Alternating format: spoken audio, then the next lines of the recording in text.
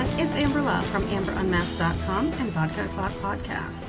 I was just recording an episode of the podcast and it reminded me about something that we talk about a lot in cosplay and in comics, and that's social anxiety. And that's because we go to these conventions where they're just mobs and mobs of people. So even though cosplay in particular is a very theatrical hobby and it looks like we're really out there socially outgoing people, that's not always the case. So a lot of people maybe just have panic attacks, or they just have a fear of trying cosplay in the first place. So my suggestion is always to find a smaller convention. That's usually going to be your best bet, because places like New York Comic Con and certainly Dragon Con in San Diego, they're monstrous shows. They're so huge, and you can really just feel claustrophobic trying to walk around there. So try a much smaller show, and as always, it's great to bring a pal along with you to help rescue you in a situation if you feel like you're having a panic attack. If, however, you are alone, part of the cool thing about comics and cosplay is that it's really easy to make friends.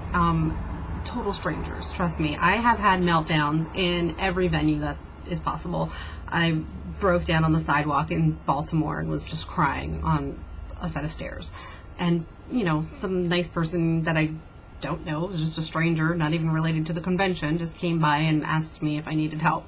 These are the kinds of things that happen when you have panic disorders. So if it's a convention, there will be somebody to help you. A lot of conventions have first responders right there on site, so if you just need to maybe get away somewhere and have a quiet room, that's something that I've noticed certain conventions are kind of like trying to take consideration into. So the other thing is, I was recently at FlameCon in Brooklyn, so I did a queer comics related panel there about women creating stuff. So that audio was recorded and is one of the Vodka O'Clock episodes.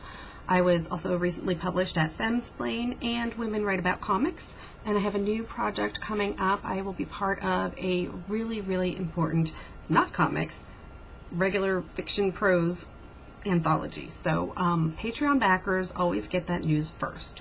So don't forget to go to patreon.com/AmberUnmasked, and I will never do more than one paid charge posting per week. So even if I post 5 things in a week, only one of them will trigger a charge. So you can charge as little as $1 a week. And that's what a lot of people are doing, and it's been really, really helpful. So thanks a lot for supporting that.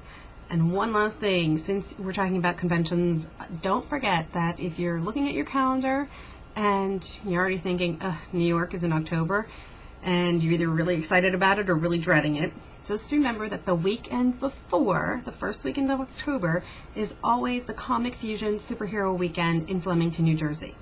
It's 2 days, it's all for charity, and we have a lot of fun. The cosplay community comes out, so the 501st is usually there for one day. We usually do some DC heroes and villains, and sometimes we do a big photo shoot of Marvel versus DC. But everybody's welcome. We've had Doctor Who cosplayers, we've had Star Trek, whatever you feel comfortable with. Just always check in on Facebook with Comic Fusion, and that way if there's any questions about what would be appropriate or not, we can answer those. So follow me on Twitter at ElizabethAmber, and don't forget to go to patreon.com/AmberUnmasked. Thanks so much.